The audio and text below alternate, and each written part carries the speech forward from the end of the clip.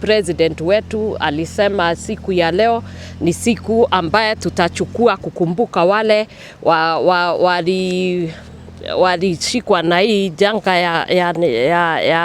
ya mafuriko. Wengi wamekufa, wengine wako kwa hospitali, na kwa sababu ni climate change. Our president akaona ni vyema kama tungeanza kushughulikia mambo ya climate ndio tuweze kuzuia maafa kama haya in the future.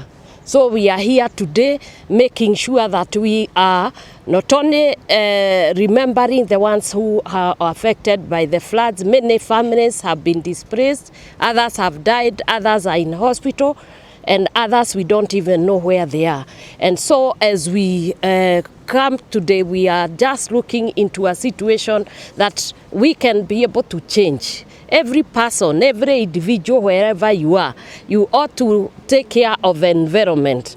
I think now we are starting to understand the divine order.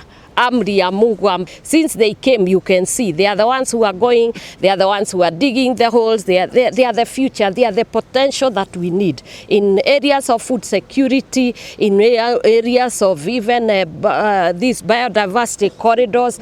Everything about environment and our even national security. It is a boy child, and therefore we need to make them aware that the future is theirs and they are very important to this country and even to the nations of the world. If you leave the boy child behind, I think you are not going to have a good world. Stopping drinking, and they are starting to take their position as the leaders of the communities, as the fathers and the very important people in our lives. Majina naitwa William Kihu Kuria.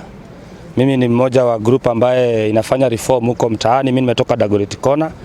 Na ni shukrani poa tunarudishia madhi kwa saa hii tunaanza kureform wase mtaani.